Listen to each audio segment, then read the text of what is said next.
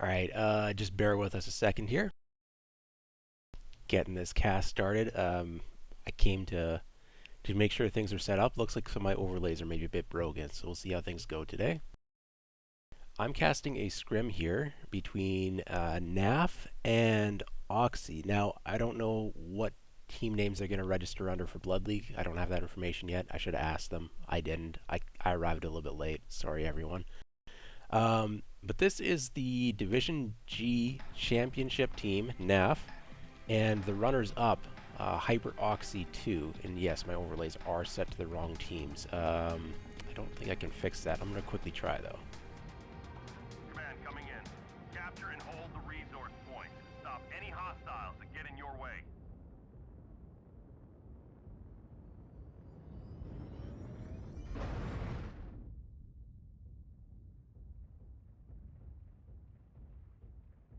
We have gained Epsilon.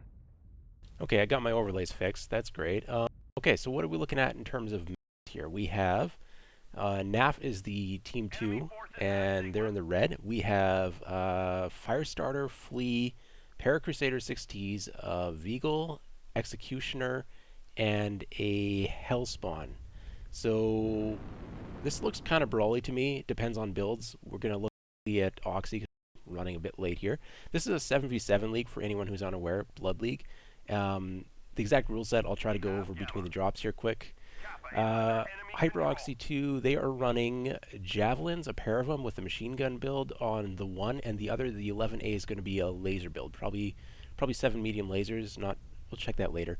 Hunchback 2CA, that'll be Laser Vomit. Timberwolf, the BH, which is the Bounty Hunter, not a hero mech, but designated label there. Probably Laser Vomit. Warhawk Hero, I don't actually remember the name of it. I don't know what that's going to be. Another Timberwolf, and then a Shadowhawk. So let's pull up some builds. For LPL on that Warhawk, I believe the meta for that would be 5 LPL, but maybe it has a T-comp.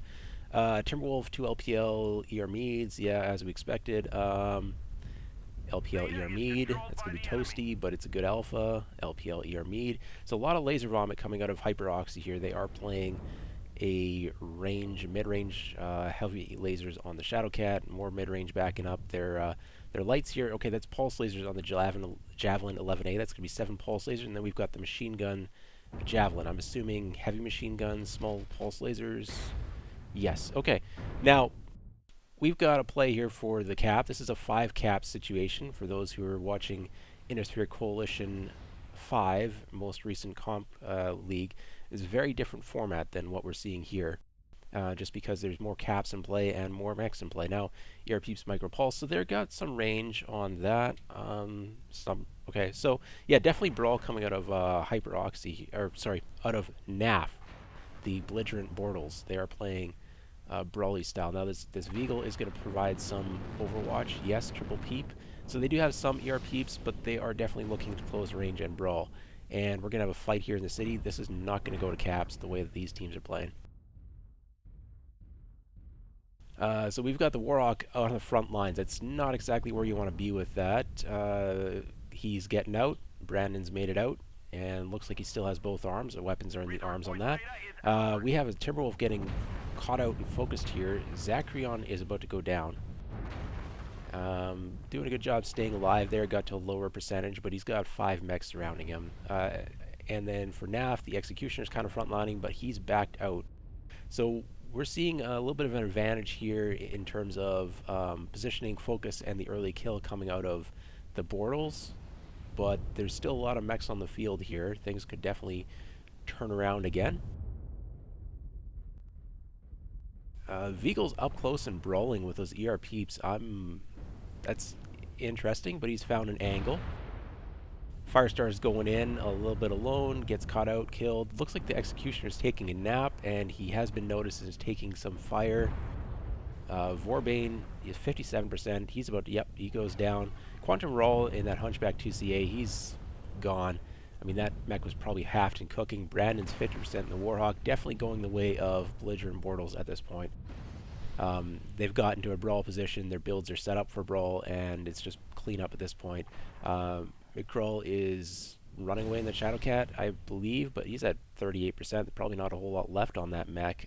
We can see the Vapor Eagle here is cooking himself to death, but still a lot of mechs left on the field. Yeah, just too heavy large, and he's halved. McGraw in that Shadowcat, he's not going to be able to carry this.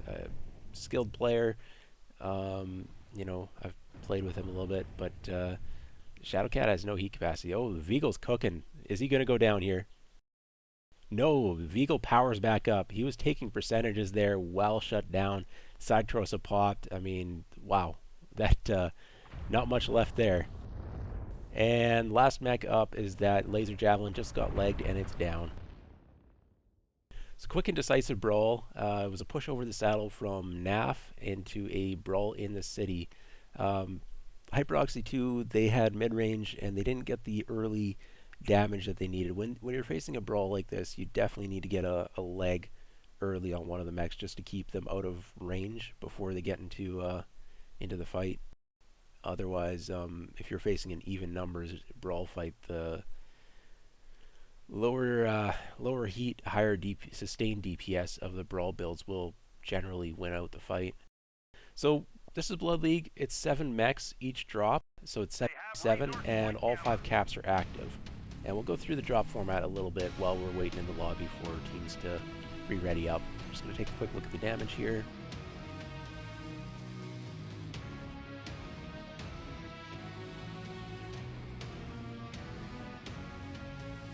Some low mechs coming out on the Belligerent Bortles NAFF.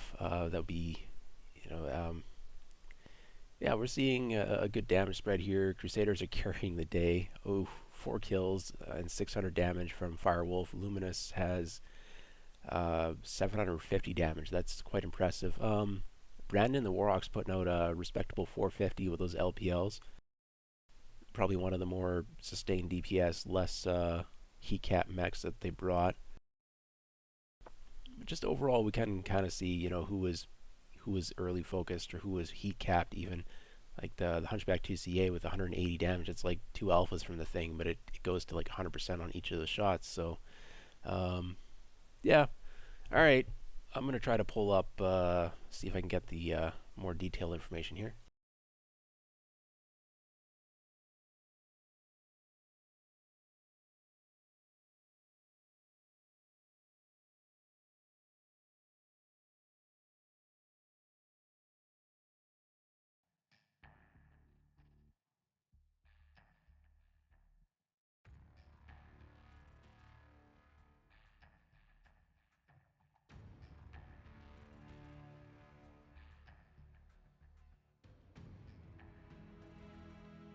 Okay, while the teams are, it looks like it worked. Yes, it did.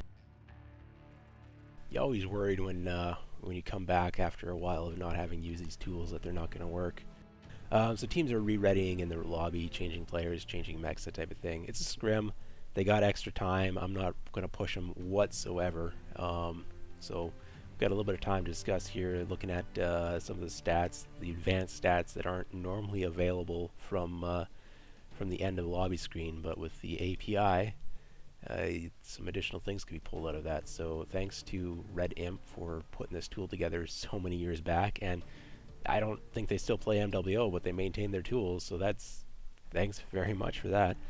So here we can see numbers like team damage, which is disappointingly low from both teams. We've got 15 team damage coming out of Trent 76 and that Hellspawn, which I never even pulled up the build of that. Sorry, I just a little bit not up to speed on this today.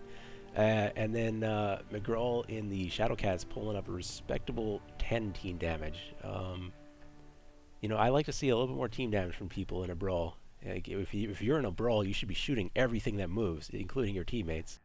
Where's that danger close strike? Like, how come nobody has like 50 or 100 team damage from that danger close strike? I'm just a little bit disappointed in the teams here. I'm hoping they'll pull it out a little bit more team damage in an upcoming match here. So we can look at components destroyed, which is another advanced stat that players privately have access to, but the end of match screen doesn't show. So we've got 9 components destroyed on Firewolf. He's picked up the 4 kills. So yeah, 9 components. I mean, I didn't really notice if they were shooting legs or torsos there. Probably a mix, but 9 components, that's a lot. The Fleas picked up a respectable 4 from DS Clouds, also playing with NAFF there. And Trent, he's got 4 components destroyed to go with his 266 damage and 15 team damage, so not bad, not bad. The Javelin from Azarius that's the 11A, that's the small pulse Javelin. He's got 3 components destroyed. Picked up one of the 3 kills that Hyper OXII had managed to get. Alright, I'm going to check in on the team, see how they're doing. Nope, we're still a couple players short in the lobby, so let's talk about the rulebook a little bit.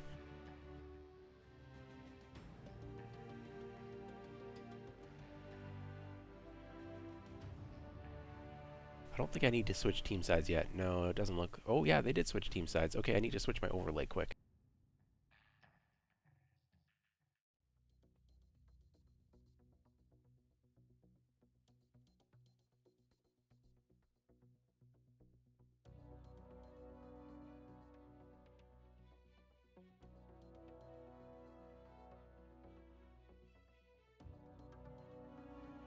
Alright, here's hoping that the overlay actually switched. So, this is a scrim for a league coming up in 2 weeks. There's still time to join a team, form a team, sign up and play.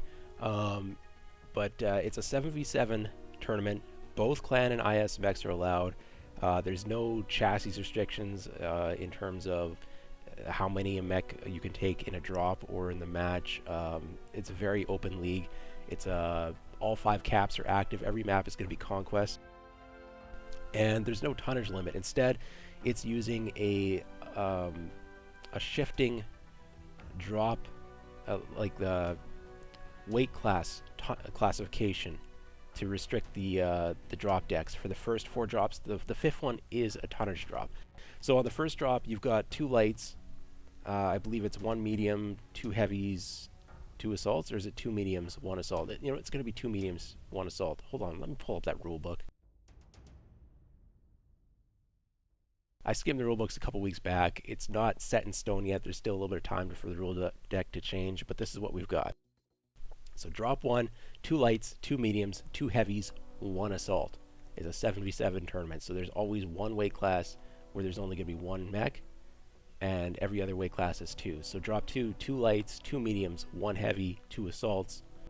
Drop 3, 2 lights, 1 medium, 2 heavies, 2 assaults. And drop 4, 1 light, 2 mediums, 2 heavies, 2 assaults. So there's a progressive movement over these drops in terms of each one is getting a little bit heavier in terms of the weight classes used.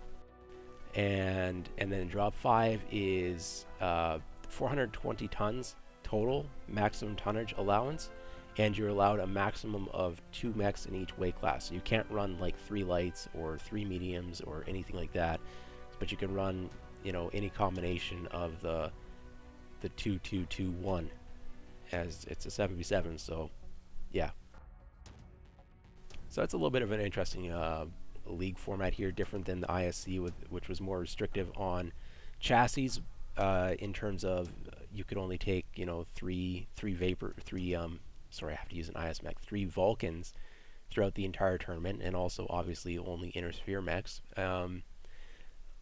But Inner Sphere Coalition used a drop tonnage, so you could shake it up. You could run 3 heavies and 3 lights, or you could run, you know, 6 mediums or something like that. Whereas in this league, it's more restricted in terms of the weight class, but there's no tonnage or chassis limitations. And I don't even know what maps they're playing today.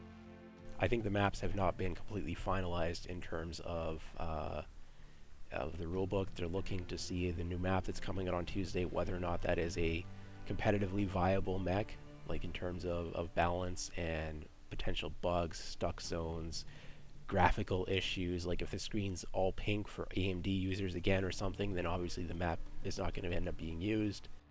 Or if there's a frame rate issue for, again, probably AMD users, then probably the map won't be used.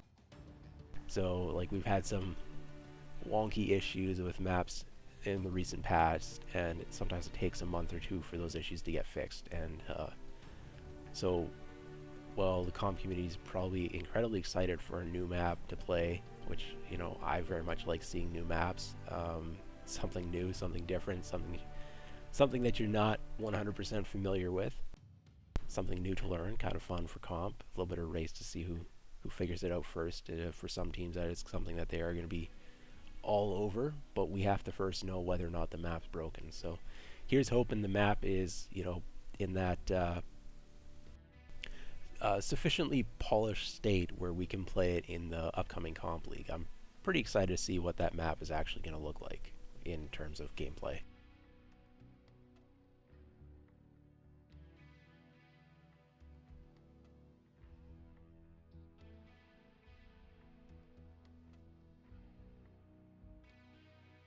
Alright, Team 1 is locked in. Team 2 has 7 players, but they're not locked yet. We're just kind of waiting to see. It's a scrim. There's some people swapping in and out, mechs being changed, all of that. I will tell you that teams are locked, and we have a significant tonnage difference here. Team 1, the Belligerent Bortles, NAFF, they are bringing 425 tons, whereas Team 2, which is Hyper OXII 2, they are bringing 375. That is a 50-ton difference.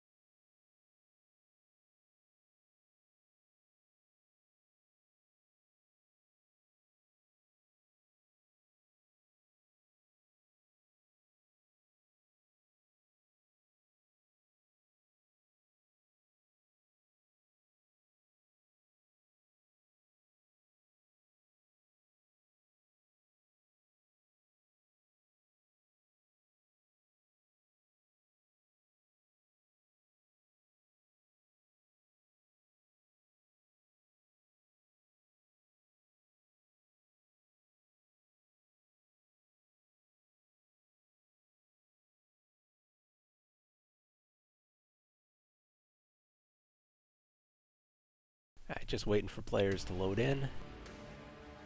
There we go. Now, 50 tons, that is significant, and it is how I was suspecting. There is a brawl coming out of the lower tonnage team. We are seeing, wow, Marauder 4 AL, that is, no, that's the 4L, that's going to be the Goss Peep. Yeah, Goss Peeps. We have a Night Star, 10P, okay, so that is a DPS mid-rangey type build. We have a fire starter here. I want to get that build. Yes, small pulse machine gun. It's a hero. There are no hero restrictions, I don't believe. I'm going to have to reread that rulebook. I just skimmed it a few weeks back. ER Peeps on the Veagle. Snubnose, small laser on the Crusader. Now, that is kind of a bit more brawly than the rest of their team. Maybe they're playing at support for their lights. Another fire starter. That one is 8 small pulse. An Arctic Wolf 1. That is going to be the SRM bomber, if I am not mistaken. Yes, it is.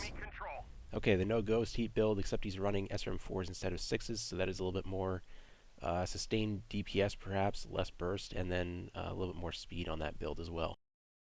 Now, I think I got all the mechs. I might have missed one, not sure. We've got a Locust here bringing up the rear. He was filling up that cap, because maybe they think caps. Oh, SRM, wow. Interesting Locust build there. Haven't seen it a whole lot. I do believe that it is viable, though, so we'll see how that goes. Charger, SRM, small laser charger. Snubnose PPC, small laser Crusader, another charger, same build, the small lasers. We have a Stormcrow. Maybe that could be from the event. There's an event that has given out free Stormcrows. They've got 2 of these. 13 small pulse. That is maximum damage there on both of those. And another Flea 17. All right. So yeah, this is Hyper Brawl. Can't click on that Flea. I mean, look, I can't shoot them in real life. How do you expect me to shoot them to be able to bring up their build when I'm casting? Like, my goodness, these things are just so tiny and fast. Yeah, Hyper Brawl, they've gone over the saddle. They might catch his Firestarter. Firestarter's got to book it out of here. Also needs to get that scout information. I don't even know if they're aware of why they're running. Now they know. They've been shot at, and they've also spotted that Stormcrow, probably pulled up the build on it, and now they're yelling at their team, hey guys, I think they're brawling. I mean, yeah, I'm pretty sure they're brawling too, Firestarter. These Stormcrows, they're fast. They're not fast enough to catch that Firestarter. That Firestarter looks a little bit slow for a Firestarter. 87%. I mean, I think, yeah, the Stormcrows look like they're giving up. The other Firestarter is coming over to bail out his buddy. But you want to be running too. You do not want to engage here, Mr. Die Clouds. D-Clouds. Oh, no, they're taking the fight? I mean, no, you don't want to do this. You're like 2v3 at least, is what you know. Theta is I don't know controlled if they by know the about the enemy. Chargers, but they know about Stormcrows. Yeah, they're gonna lose. They're gonna lose one of their lights here, and they could have gotten out with the Firestorm Firestarter if they had not turned to engage. Even a buddy coming over, that's not a reason to turn. That's just to keep running, a little bit more cover. So in the end, they lose one Firestarter. One Firestarter escapes. That's a valuable light to keep alive because they are down in caps currently. And the rest of their team is just setting up for the expected brawl here. Now this Night Star, oh, that is gonna be a sightline and a half. Maybe not. There's some terrain in the way here. Yeah, no, maybe that's not as great as a sightline as I thought it might be. Does Marauder have shots? He's not firing from what I'm seeing. I think those buildings are in the way. So these are somewhat strong receive positions that the Bortles have taken up. But the sightline's still only, I don't know, I would guess that's 500-ish meters. So, yeah, I mean, they're not getting the early damage out, but the push also has not come in. They are just sitting, Hyper OXII is just currently sitting on their cap lead at the moment.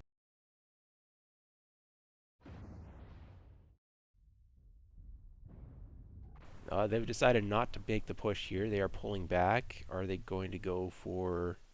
Okay, when the surviving Firestarter, when they step on Sigma, that's when Oxidation is going to know that they have to make a move. They can't just sit back here and run caps.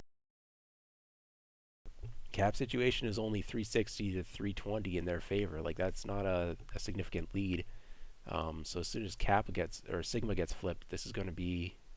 Alright, they're moving over the saddle. They're changing up their push angle. They're not going to try to catch that flea, Firestarter. Keep on saying flea. It's a Firestarter. Wake up. Wow. Yeah, so NAFF is aware that they're not making a push. They're not worried about the tunnel. I mean, probably We've got some captured eyes near resource it. They point did scout Sigma. it with the Arctic Wolf, maybe. Marauder's looking toward the platform. So they know that Oxidation Initiation or Hyperoxy 2, whatever team name they're going to end up using, NAFF is aware that they are changing up their opponents are changing up their push angle. All right, we got Locust Flea coming for that Firestarter. Now this is a 2v1 situation. The Firestarter, he needs to start running. I'm sorry. Like, your cap is full here and you need to get out. Run. Oh, the Locust is not pursuing. They're letting him go in favor of the cap. No, there we go. There's a pursuit. So these Fleas and Firestarters, they should be... Sorry, Flea and Locust should be faster than the Firestarter. I expect. Not a significant difference, but enough that they can run him down and get the kill. Yeah, Firestar's turning to re-engage here. Looks like something came off. Is that a leg? Yeah, that was a leg. That was both legs. So that is both lights dead for NAFF. But at the same time, Hyperoxy 2 feels like they need to push. They actually do not at this point. Because they've killed both lights, they could run for caps. But they are pushing in here. Big manly mech man here, making that... well, I mean, could be large strapping Amazons as well. But we have a push here. Charger's going in alone. The rest of his teammates have fallen behind. That Charger is just eating damage, which should be buying his team time to push in as well, but they've taken a different route. So that Charger's down, but they did secure an Arctic Wolf in exchange, but they've taken a lot of damage on the rest of their mechs. I don't think that they needed to go for the push. Once you have the enemy team's lights dead, you can kind of just run caps on them, generally speaking. That would be the safer play, but they made a push here. And that Marauder 4L, it's going to be low DPS, but he's got the big PPFLD hits there coming out. A vehicle in a brawl, though, I mean, he's probably heat cap McLean there. He's looking like he's taking significant damage, but I mean, this is a little bit too close to call. The Locust is coming over, harassing the Marauder, but I don't think the Locust can get up there. Nightstar is still up. Looks like he still has all of his guns there from Trent 76. Oh, he's got one leg just barely hanging on. You know what? I bet you the Crusader finishes him, but that would be a lot of damage that Nightstar put out first. Yeah, Charger gets him. Charger goes down. So the Veagle and the Marauder 4L. Veagle's down. Okay, it's just one Marauder 4L, and he's up against a Flea and a Locust. Now, the Flea and the Locust could tag team him here, but that is a lot of armor to chew from. Probably smarter to just disengage, go grab a cap, and take the win. I mean, the Marauder needs to go and secure a cap right now because we are at 690 caps to 635. And 750s when the cap and when occurs. Yeah, Locust is not engaging. Locust just threatening to do something here without actually doing anything. Now, Marauder has to go for a cap. I mean, this is over. It doesn't even matter. Like, both the Flea and the Locust could be dead right now, and this is still a win for Hyper OXII. So, they did make the brawl push. They managed to get enough kills on it, but more importantly, they were running caps. No, Marauder did not get the shot there on the Flea, and this is it. GG's. It's a cap win. I mean, we're going to see more of that with Blood League 7s than we did with Intersphere Coalition. Pretty well played from both teams, though.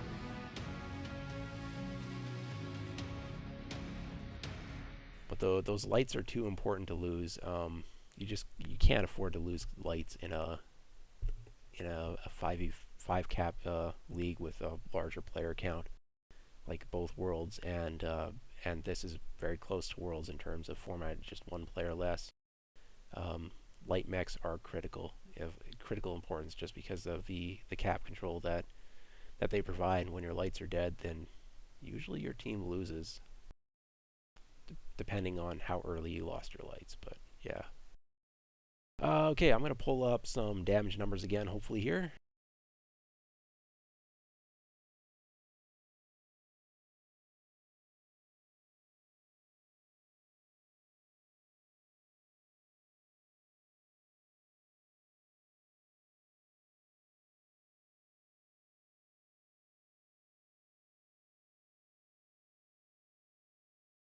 Did I forget to publish the stats? Did I not get that number?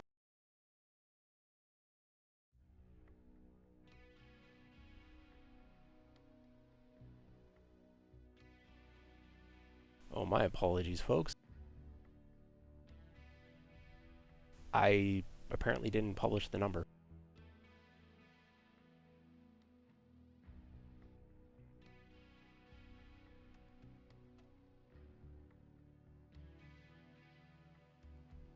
I'm going to ask the team, see if they can provide it for me.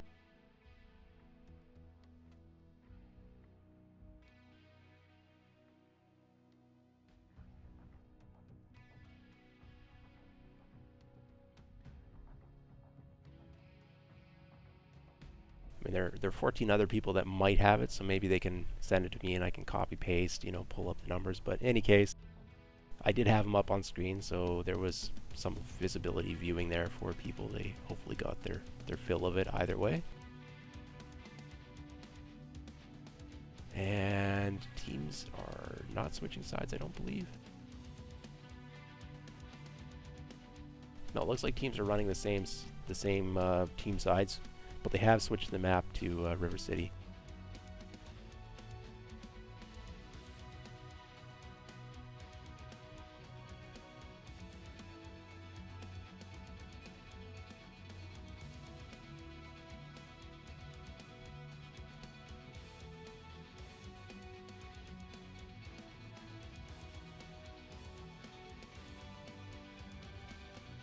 Alright, big shout out for Zacrion for getting me that match ID number. I had one job and I failed at it.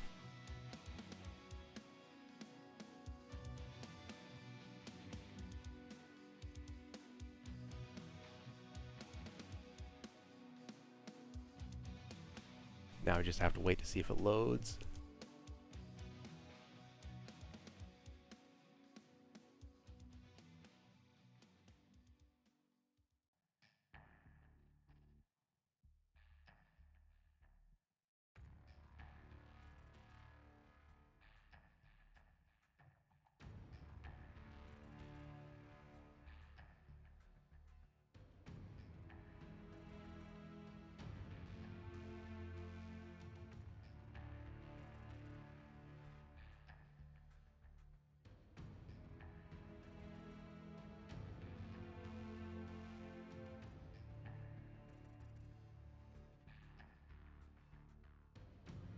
Okay, it looks like maybe the site's broken now.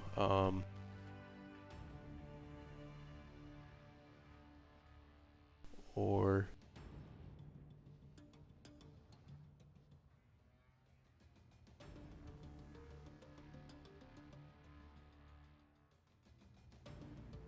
Hmm.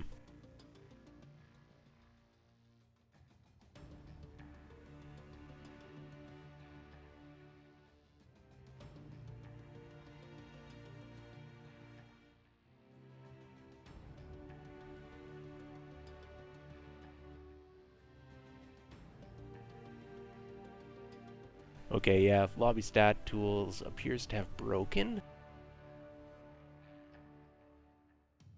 which is unfortunate, but I mean, this is um, it's not overly surprising because the whole MWO Comp scene is held together with some pieces of string and some duct tape. I mean, it's an older game with a smaller player base than it used to have, so some of these tools that people generously made for free in the past, um, sometimes they don't work so well anymore. Unsurprisingly, I mean, yeah, ain't nobody getting paid to do this, you know?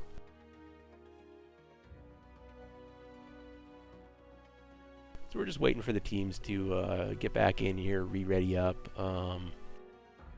So this would be a drop 3 format probably, so they should be bringing the 1 light, was it 2 mediums, 2 assaults? Yeah, it's, sorry, 2 lights, 1 medium, 2 heavies, 2 assaults. So a little bit heavier than the last drop where they only had the 1 heavy.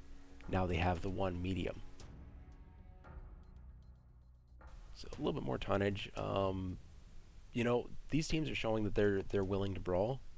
I don't think that this particular format favors either brawl or range overly strong. So like ISC with just 6 mechs on the field and some of the lighter tonnage drops are very much favoring brawl. Here we're not seeing the same scenario, the same situation. So I'm expecting there to be a fair bit of range control in this tournament or league, but brawling is probably definitely viable. It's fairly strong in the meta at the moment, and these teams are showing that they want to play it.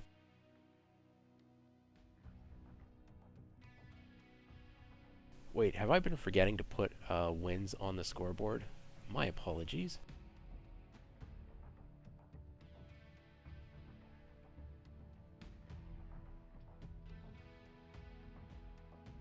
Whoops.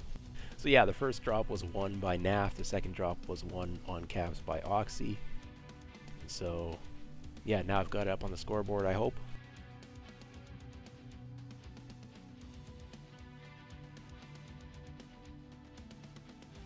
Yep, looks like the overlay's working. That's good news. Yeah, I need to like... So this scrim, it's good for the teams to warm up and get into that regular season shape. And it's also good for me because I am feeling the rust today. So getting that together here.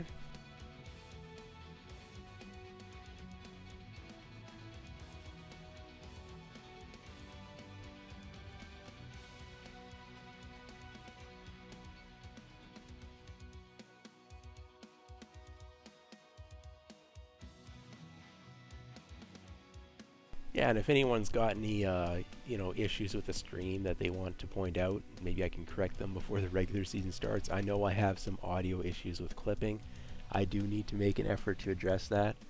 I'm not entirely sure what to do, but I'll go watch some YouTube tutorials and figure it out and get my my setup a little bit better here. And yeah, I think the stream looks like it's holding up frame-wise and all of that. So bitrate seems to be stable. I've got fairly decent internet the last while here. It's pretty nice, pretty nice.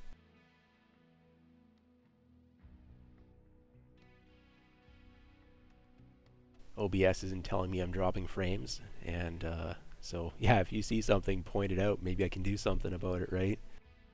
We have a Team 1 lock Team 2 looks like they're readying up. Now, Team 1 is bringing 435 tons here, which is only slightly heavier than their previous drop, where they're at, I believe I said it was 425. This time around, OXII 2 is running 430 tons. They are locked in now as well. So this tonnage is a little bit closer than last one, but last drop, the lower tonnage team won. So there you have it. We're launching in.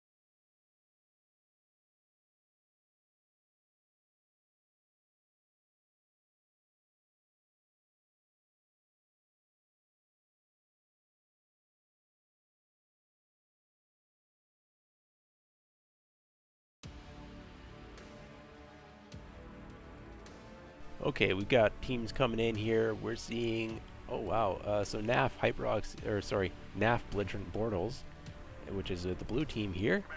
They are running, again, more of that Crusader 6T. They're in love with the thing. ISC, we'd be all like, oh no, you took too many, but in this league, you can just take Crusader after Crusader after Crusader. Now, ER large, ER small on these executioners, LPL, ER mid. So one's mid-range, one has some long-range poke, but really not enough to consider it a trader. We have Vapor Eagle with a triple peep. I think I have a little bit of frame drop here. Apologies, people. This is a Javelin. That'll be that 6 medium laser. You can run 7. It's even got a quirk for it. What are you doing? I guess he wanted a little bit more speed, perhaps. ER peeps this time on the Crusader. The other times they're running snub noses on there. What do we got? This is UAC summoner, so that's mid-range. It's not running peeps. Okay. Good DPS on that. It's got some strong quirks in terms of jam chance. And then we have my favorite little light, the Mistlinks, with a heavy machine gun ER micro laser. Now, oxidation initiation, they're already moved up here. We have Phoenix Hawk, that is going to be small pulse. I'm betting it's 7 small pulse, but maybe he's got Snubnose PPC. It is McCraw. Yeah, Snubnose PPC, small laser. Okay. Mistlinks G. He's got a flamer and standard regular machine guns on that. That's a little bit different than the other, the build coming out of NAFF. And, oh, 2 flamers on this one. Okay, so flamers, we'll see what they do with those. Have to get close to use them, but they can be annoying and potentially effective. The triple light pack there is Phoenix Hawk and 2 Mistlinks. It's not actually 3 lights, but they're going for the cap to get that 3rd cap in the back. Now this is going to be UAC 2. Sunspider is my money. No, UAC 10, UAC 5, so that is mid-range. I'm more familiar with the UAC 2s on that. We have Rax AC5, Rack 2 AC5. SRM's heavy machine gun hero mech crusader there. The Cruel. Krail, that's the pronunciation, right? And then mid-range, oh, that is a heavily corked Marauder there with that UAX for that really strong mid-range DPS. Now, they've got mid-range DPS and Brawl mechs set up in their high city location. That is a range trading position. They don't have the range for that. So they're going to have to make a push, or they were expecting to be pushed. I'm not sure. Now, it is a 3 cap to 2 situation here in terms of cap control favoring OXII 2. What is this Crusader doing? No, don't go alone. Okay, that smoke's in the way. Let's watch this. We have the innocent. Oh, though he's getting joined by buddies, but they are just a little bit behind. Ooh, Mistlinks 86% there from Brandon. Seems to have taken a big hit, but this Crusader's lagged. He's cooking. I mean, now he's dead, but like, can the rest of NAFF get the damage that they wanted? They sacrificed the Crusader, and they got a little bit of sneak up on these lights, but can they do anything? Missouri is 70%, but he's still running around. The Kroll, I believe, is just gonna... Yeah, he's getting out. Sorry, not McCroll. Maggroll. Different people. I need to make sure I pronounce those names better. Miserius is just staying in the fight. I think he had the opportunity to get out, or they did. But Miserius is just going to go down and shoot. And he did indeed go down, or they did. Shouldn't be... I don't actually know these players very well. Vapor Eagle, wow. Rear CT is open orange-ish. Orange-ish yellow. And the side torso is open orange, a bright dark red there, almost. So a little bit of cooking damage, and this Veagle could be dead, or if somebody gets a back shot on it. Phoenix Hawk is escaping at 60%, so that is one light down. The other Mistlings managed to get out. And they're going for a 4 cap here. Now, 1 mech dead on each team, but the caps are heavily favoring oxidation initiation or hyperoxy 2. I'm seeing the Mistlings that escape 60%. Now they're still have their legs and they're still capping, but they are no longer combat effective, is my bet.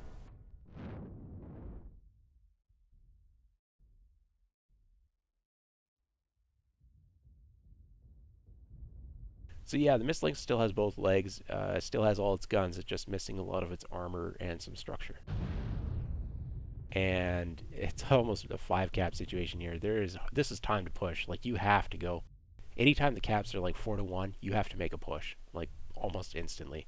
At 3-2, you can just sit back and keep trading, but at 4-1 or a 5-0, you need to get on that gas pedal.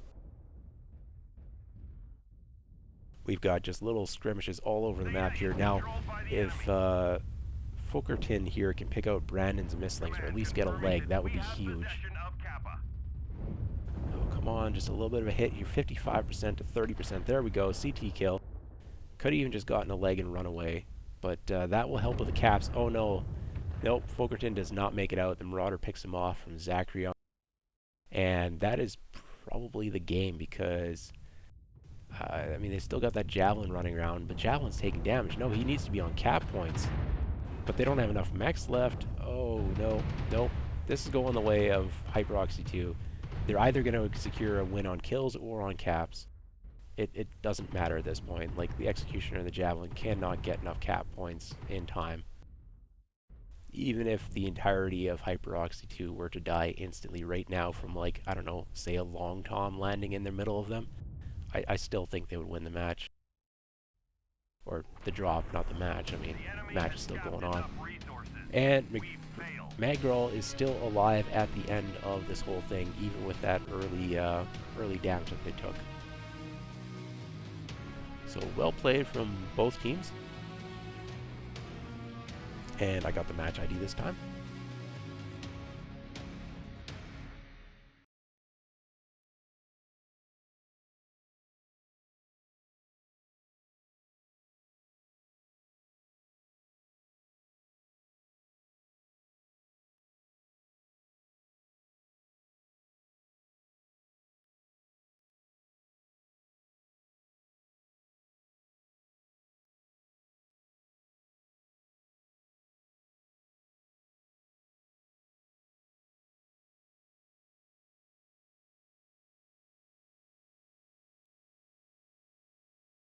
Okay, we got the damage numbers up on the screen, I do believe.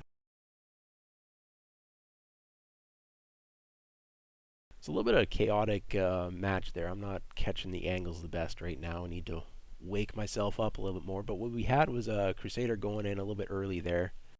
I believe that was, yeah, from NAFF, that was Leanthrundra?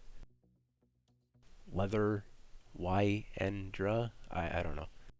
I need to learn these names. I'm sorry, people. Got a 176 damage before going down. That was basically a sacrifice there that I don't know if it was intended. It could have been a bait to try and pin the lights, but the lights did not get pinned. And, well, Brandon and Miserius eventually both went down, Um, they managed to get enough cap points that their team ended up winning in the end. And their team also won the brawl. They managed to cross the water, and when there's a little bit of distraction there, get into the closer range and just put out some massive damage. So Chernobyl Toast in the Annihilator has a 768 damage with 4 components destroyed. So I think they might have been shooting CTs on this drop. And that is a pretty significant damage total there. The rest of the team's, you know, a little bit lower, but a decent distribution. Again, a little bit too much trigger discipline on these teams. I'm not seeing enough team damage. Like, we've got 11 out of Miserius. That's the highest team damage that you guys could accomplish. Like, step it up a little bit here, you know? Nobody else is even cracking double digits.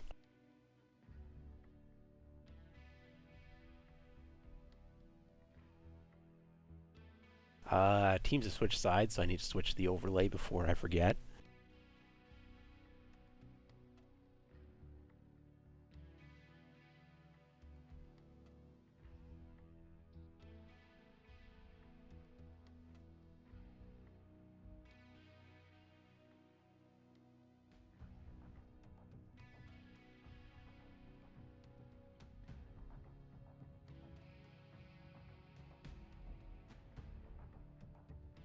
Just waiting for the teams to re-ready up. Looks like we're doing another drop on River City, just switching team sides. I don't think this is the actual map format, but I don't think that's been finalized yet. So the other thing is that these teams might be doing playing each map from each team side, and so we'll have 10 drops here instead of 5.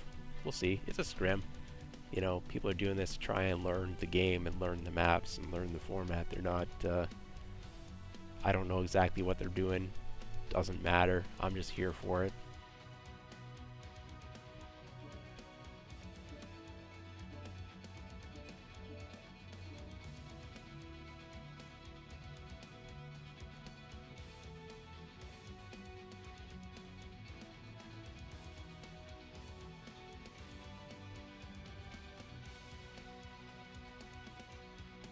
Alright, looking for the teams to ready up here, just, you know, taking their time, doing what they need to do.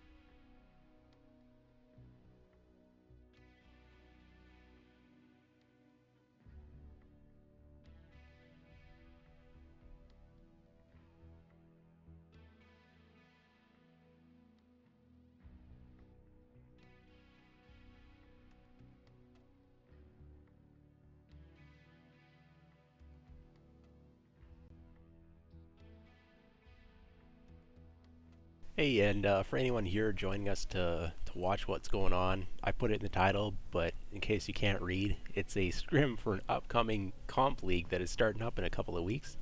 So if you're here interested in comp and you just taking a little look, see what it's going on, you still have time to find a team. There's like 2 weeks before the roster's locked in. You could even form a team if you could find enough friends, but it's a 7v7 5 cap format, very loose on the in terms of like mech restrictions. There's very little in terms of mech restrictions. You can just, if you literally own one map, one mech, you could drop that one mech in every single drop throughout the match. Like you could play the same mech 5 times, just one after another, whatever, right? This is a pretty good comp league here, I do believe. You know, most of the ones at MWO Comp are most of them. Which ones do I not like? I think I like all the comp leagues that MWO Comp runs. Some of them have issues from time to time, but overall I really enjoy playing comp, and I've been enjoying casting comp. Just kind of recently got into that, but yeah, looks like teams are locking in. We have 465 tons coming out of Hyper OXII 2 and 430 tons coming out of the Belligerent Bortles. So 35 tons, that's a little bit significant.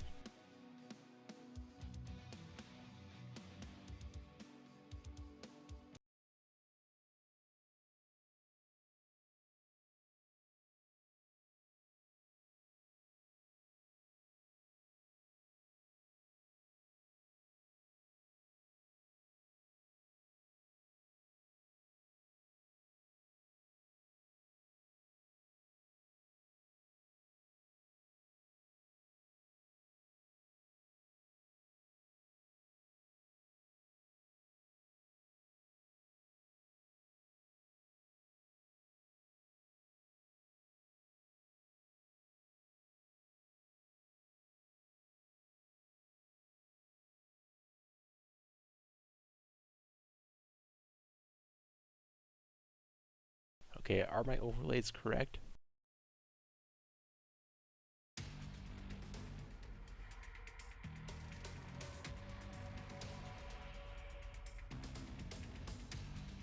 Yes, they are. Okay, my overlays are correct. Yay, another win.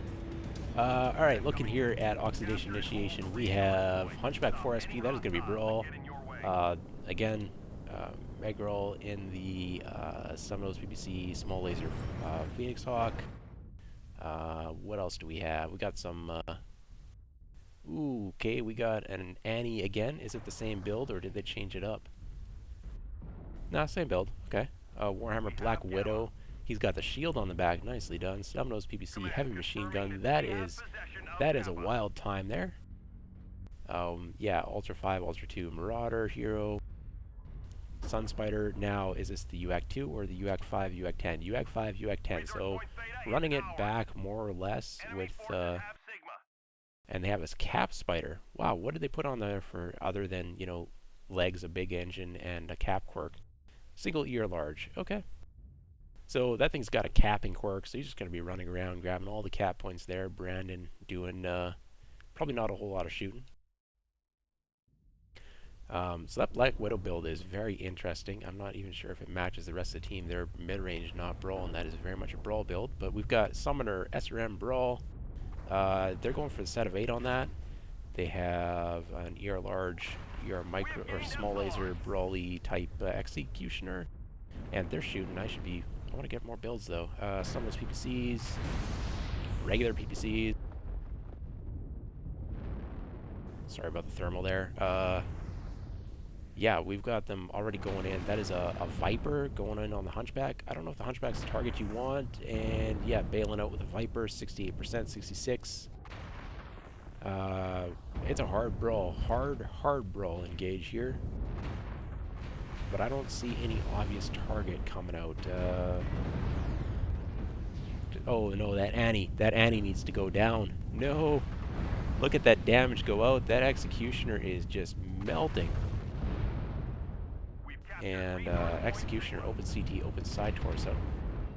Annie's taking a fair bit of damage too, but I mean it's an Annie. What do you expect is going to happen? I think it might even just be heat damage. So Annihilator is going to go down, but that was significant damage it put out before it went down. Wow, this is absolutely chaotic. I cannot see what is going on with all these strikes, explosions happening. A bunch of crippled mechs trying to play their corners. Some fresh mechs coming in from the back. Oh, we have a self-destruct there. Probably was side torso, be my guess. Let's pull up this Marauder, see what's happening there. Marauder is just, I mean, they're in there, they're shooting. Lost a side torso. Are they going to cook? They are shut down. That is, oh no, their rear torso. Viper in the rear torso, but that Viper is not exactly fresh, so that Marauder manages to power back up briefly. What's going on with that Viper? The Viper is not halved, but they have lost an arm, and that is a lot of their weaponry. Sun Spider, 38%. I mean, they're playing corner peaks here with Crusader. Crusader gets the kill. Wow. Who's still alive? Is anyone still alive? I just see a bunch of corpses here. Alright, we've got a Viper, still has its legs, still has some guns, 36%. I mean, yeah, sure, that's healthy. Oh, wow, it even has one of its arms. The Cap Spider's shooting in here. I mean, yes, I did forget they do have a Cap Spider, and it's got range to stop caps as well. The Phoenix Hawk needs to get out of here, pick up a kill, get out. No! Run, Phoenix Hawk, run!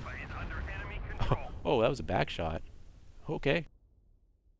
Yeah, some Stumbles PPCs out of that Crusader. Now, are we going to find out if this Crusader's XL torso or not? Because if it's a light engine, it's not that close to dead. If it is an XL, it's The Walking Dead. Now, this Viper, 25%, still has legs. Who needs guns when it's a cap game? So yeah, Brandon's fresh, and he is 1v4, literally 1v4. But he's not facing a lot of guns or health from the opponents. Mislinks is pretty fresh. Yeah, no, that Mislinks could definitely chase down and kill that Spider if the Spider got caught. Spider's going to be a fair bit faster, though. Oh, Brandon's coming in to try and stop this cap at close range. Ay. Vulcan's wounded, but that's a single ear large that Brandon's electing to brawl with. Enemy forces have Sigma. I mean, if they just... they only need to keep one cap alive, and they have an ear large. I think it'd be better off if the spider was to sit at range and just tickle somebody trying to get a cap, as opposed to engaging. But we'll see what happens here. I mean, okay, so Brandon's maybe electing to defend the Epsilon cap. 69%, still running strong there. Has a range advantage against literally everyone still alive. Now, this Crusader, can the Crusader find the angle? Resource point Gamma. Crusader's still got a lot of firepower. And they should know that this is going to come down to the Epsilon. No, Brandon's not going to defend a cap. Brandon's going to take a cap. Okay, I mean, sure. I mean, Brandon's probably aware of that Mistlink's chasing them. We've captured They know they point outrun it, Sigma. but they don't outfight it. Open leg on the spider. Yeah, see, now Brandon's got to end up getting the kills here. It's not a defending a cap situation, it's a taking a cap situation. That's a very different situation for that ear large spider. Now they have to get the kill, or, yeah, they're legged. If they... I think defending the cap was the correct choice instead of trying to take a cap. They've taken Epsilon. Now, they did actually get the cap, so they are in a defend a cap situation, but they're not set up at a range where... Yeah, no, caps are going to get to 700, but in the end, this is going the way of NAFF belligerent Bortles, as they do get the 5th cap. Failed. Close drop.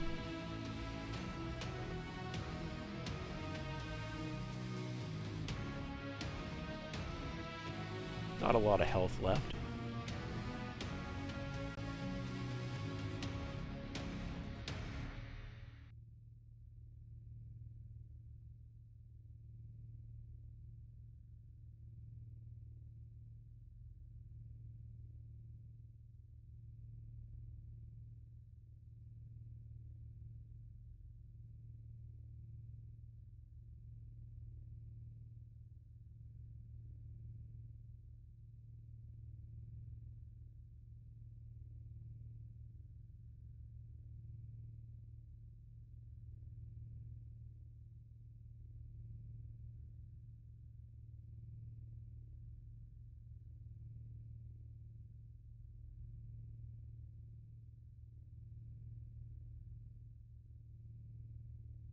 Okay, I believe I've got the damage up on the screen.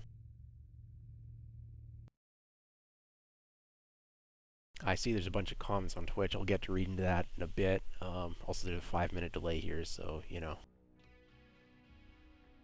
Okay, first things first, I want to give a shout out here to Mr. D Clouds in the Mistlinks. He has 101 team damage.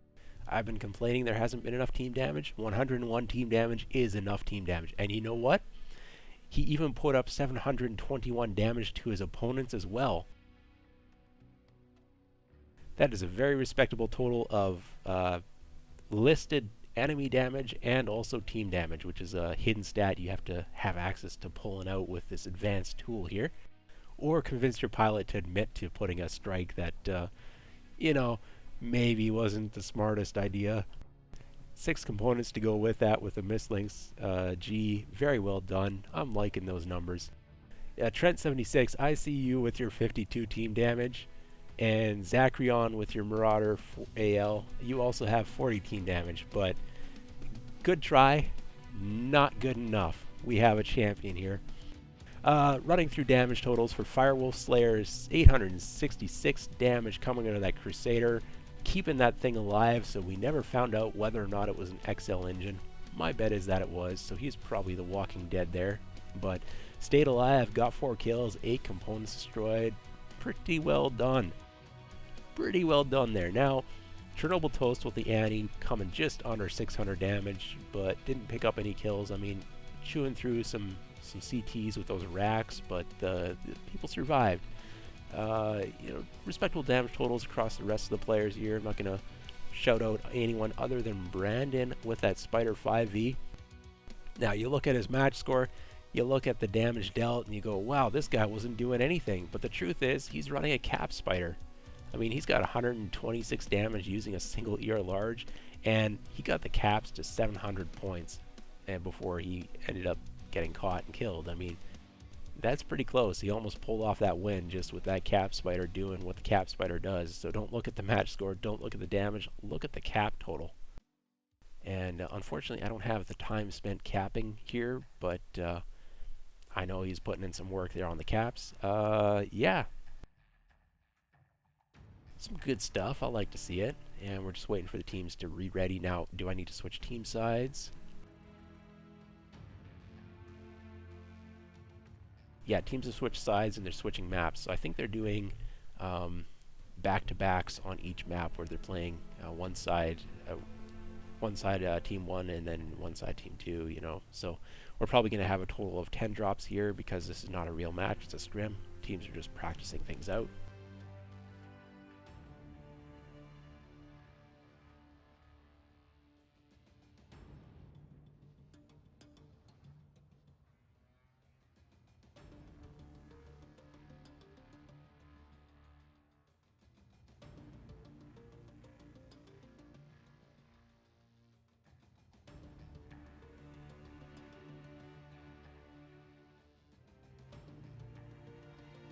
Well, hopefully my overlay corrects itself when it needs to. Yeah, okay, so I was going to read Twitch comments. There's a 5-minute delay, and I haven't been reading them for a couple minutes after you posted them, but I'll run through them now, see if there's anything that I need to change.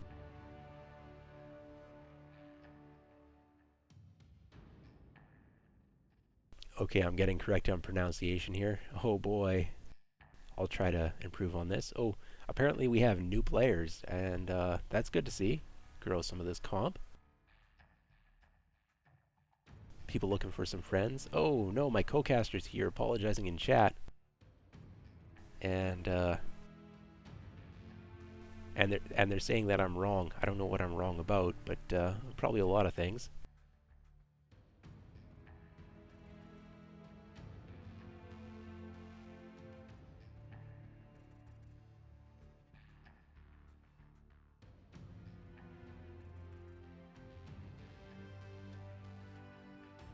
Alright, yeah, and like I said, you know, there's anyone watching, wondering, would they enjoy comp? Can they do comp? The answer is yes. Yes to both questions. And there's still time to find a team or make your own. This comp league only starts up in 2 weeks, so you know you can go head on down to the MWO Comp Discord and find a team in the team recruitment channels or the player recruitment channels. Go post your info there in terms of your in-game name. We don't need real names around here, and you know, your time zone, because that's pretty important, and yeah, what you're looking for. If you want to play comp, if you want to play faction play, if you want to just do quick play with some other randos, you know, who are maybe become your friends or associates or whatever, you know, that's a MWO Comp Discord, good place to find that kind of stuff. And if you want to play comp, you can get into it. There's this is a divisional tournament, so you don't have to go up against JGX every time you play here. In fact, you probably won't be going up against JGX at all.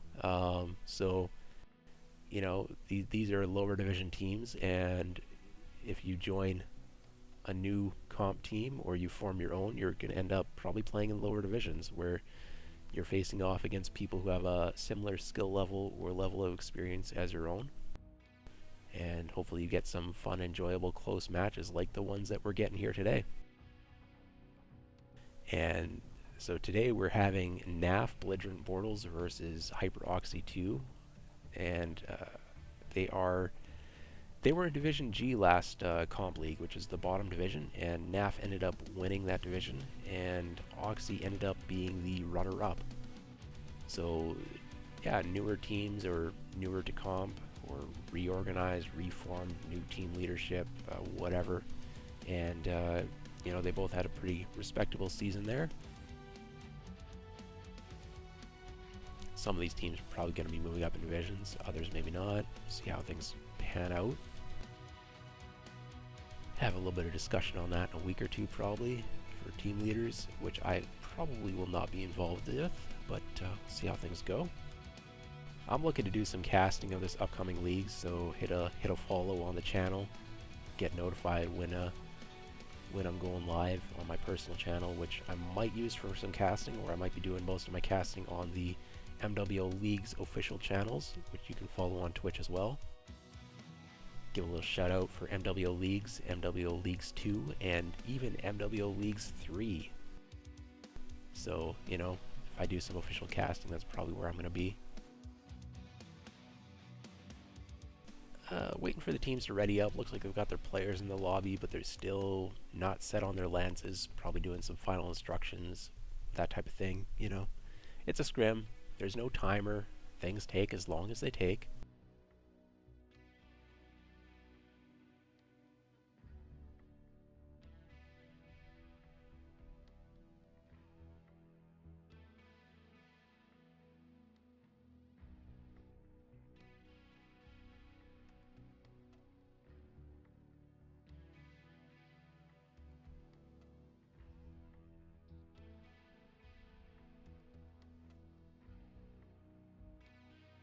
Firewolf Slayer is proud of his top team damage there with that 101. You know, you can hide that stuff in quick play, but you can't hide it when people are pulling up lobby stats like I'm doing here. We all know you can't hide it. That's some good stuff. I like to see team damage in a brawl. Outside of a brawl, not so much, but in a brawl, you know, I like those danger close strikes. You know, the ones that are dealing 100 damage to your teammate, but 200 to your enemies, so you're like, yeah, that one's worth it. Yeah, that's a good strike. I like that. And you don't get timed out for killing your teammates in private lobby, just an FYI for everyone. You know, haven't seen it yet today, but, you know, just saying.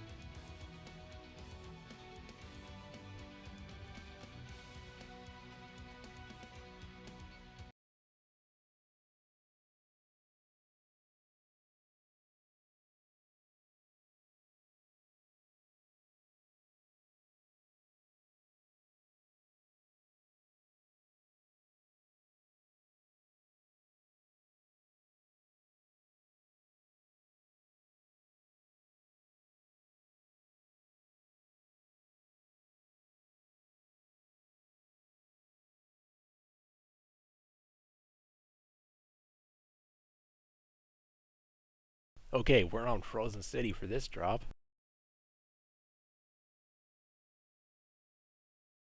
It's nice and blindingly white because I turned up my brightness recently.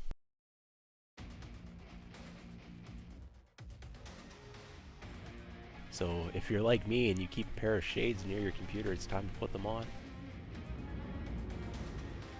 Alright, what do we got? Cap Spider out of Brandon. I'm just assuming it's that year large again.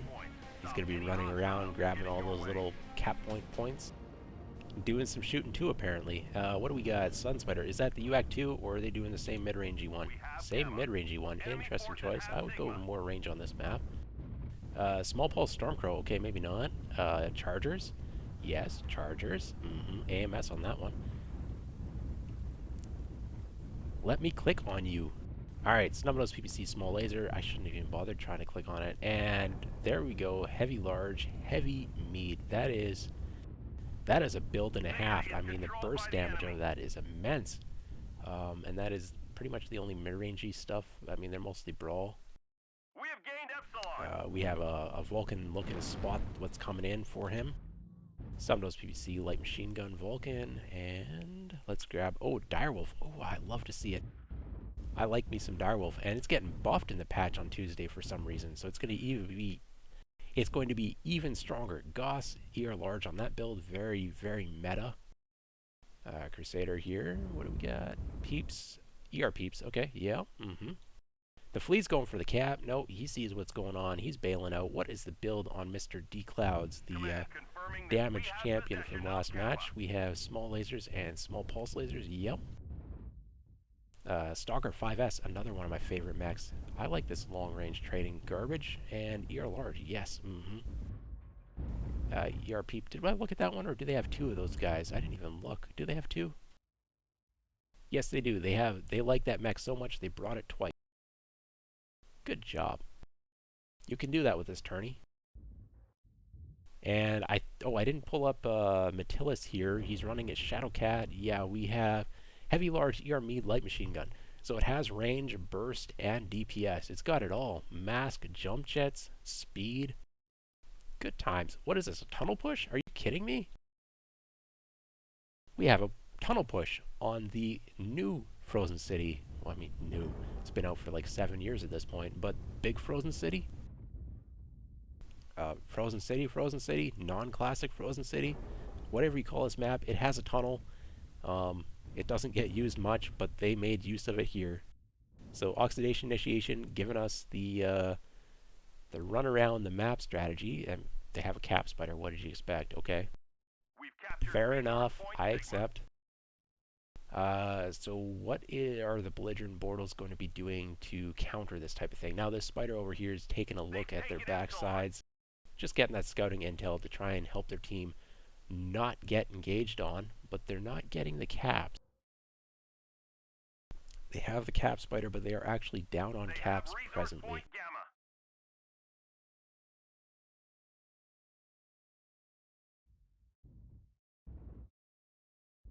Now, what is going to happen? Okay, so I saw some peeps being fired. Were they just seeing the spider, or were they seeing this entire force pushing out?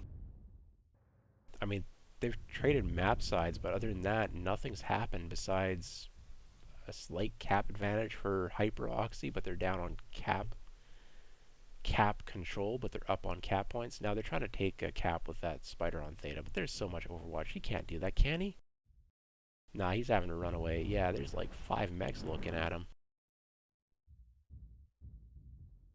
Now this push is getting across without taking damage, but there's still a lot of terrain to cover. We have a UAV up. They're just going to walk underneath it. I mean, other than builds, the information's all known already. Like, NAFF definitely knows where they are. They already have called out most of the chassis at this point, I would imagine. And they're just backing up. They've got the full-on D key being held down on that stalker. But you need to keep sight lines. You can't just back up into places where you can't see. Now, Direwolf looks like they've got okay sight lines where they are. They're doing a little bit more shifting. Still a little bit of time before that brawl starts going. But you're almost to the point where you need to just start shooting and stop backing up. I mean, okay, keep backing up, but maintain your sight lines. And there's a very gradual hill here that is providing cover. Stalker's getting some okay-ish burns in. But this is, the gap is being closed rapidly. That Direwolf, is that what is going to be called out first? I don't think that the belligerent Bortles are in position yet, but they do have those chargers at lowish percentages. They're getting the damage out. They've got those Crusaders buffering for the big boys. Chernobyl Toast, first casualty, but followed very shortly after by McLean from NAFF. Percentages are favoring NAFF at this point. The light mechs are coming in to harass the back ends of some of these mechs. That Sunspider's a mid-range build. It needs to keep moving up. It cannot sit in the back. And we have 2 down on each team. Both the Crusaders are down for NAFF, and those were buffering for their bigger mechs. So now that those are gone, the Direwolf and Stalker could maybe get jumped on. Brandon's coming in to fight. Your Cap Spider, just go off on cap. Caps are 400 apiece. You can probably sneak a cap, and then, you know, maybe you pull up a cap win even if you lose the fight here. Another casualty. Another charger goes down.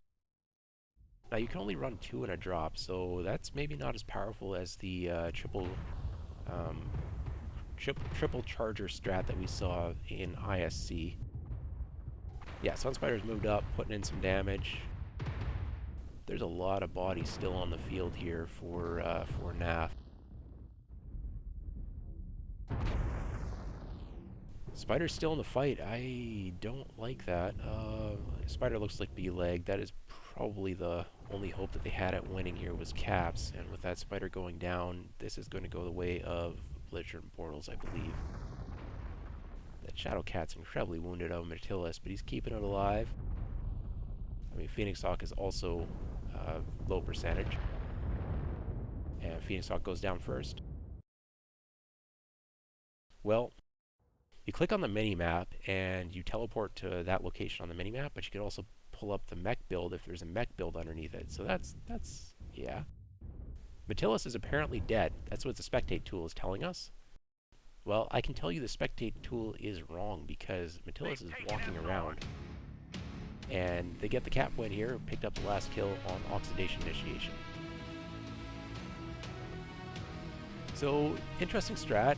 I think if the Spider had been not in the fight, had been capping instead, that might have gone the way of Oxidation Initiation. Probably an adjustment they want to make after the scrim.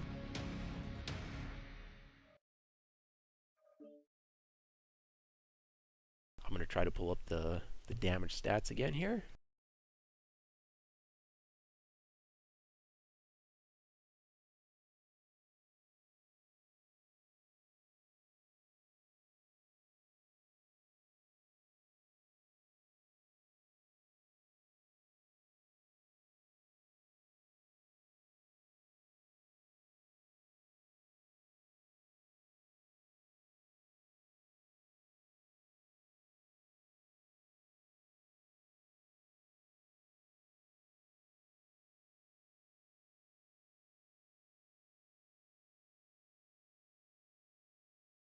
Okay, less team damage this go around, but still, some people managed to hit their double digits there. Damages toward the enemy, we have the Direwolf with a 576, not bad. Not a complete farm fest, but it's lower DPS, didn't properly have the angles I'm willing to bet there, and 576 is quite respectable. Folkerton with the Vulcan with what was it, 2 Stumos PPC, 3 light machine gun, I believe. 536, which is a lot. 5 components to go with that. Direwolf had 9 and 4 kills. Wow. Stalkers got out some decent damage at 52%. I didn't see whether or not they got halved. They might have been, but they've got 487 damage. Metillus and the Shadow Cat pulling out 478. Decent damage numbers across some of the other players. One of the Crusaders, before they went down, Firewolf Slayer put out 561 damage while buffering for his bigger teammates, so that's pretty respectable. Out of Hyperoxy 2, they have lower damage totals across their team. McGraw with the Phoenix Hawk, Stunless PPC, Small Laser Phoenix Hawk, 400 damage. So leading the team there. Sunspider had a little bit of some farm opportunity, but only managed to put up 337. Don't know if they had the angles or if something else was going on there. One of the Chargers got 318. The other Charger got focused down early, didn't really pull up the numbers. And the Spider joined the fight and put up 128 damage. Yes, you don't want to be engaging like 6v7, I get that. You want to bring over all your lights to assist in the push, but it's a cap spider. If you bring a cap spider, you kind of just need to keep it with the capping plan. Like if your brawlers are pinning them down, the opposing team down in a brawl, and you take your cap spider, run out, grab a cap or two, and the brawl doesn't like instantly end. It carries on for a while. Maybe your team just does a pin with their brawl mechs instead of a hard engage. Maybe you can run the cap points and pull off the cap win. Overall, pretty well played from both teams, though. Like these are relatively close drops here, which is good to see. I think both teams are learning a fair bit. It's a scrim. The point is to learn. The point is not really to win. And hopefully there's some adjustments that both teams can make based off what they see here. And that is it. Okay, so apparently we were only doing the 5 drops. Here I was thinking maybe we're running all the teams back and forth. So thank you to both teams for showing up and doing the letting me do cast their scrim, get a little bit of casting practice while they get some of their playing practice. And thanks to everyone for stopping by, watching, getting a little taste of comp for yourselves, seeing what the new league is going to play out, how it's going to be, all that jazz, And there's still time to sign up and play.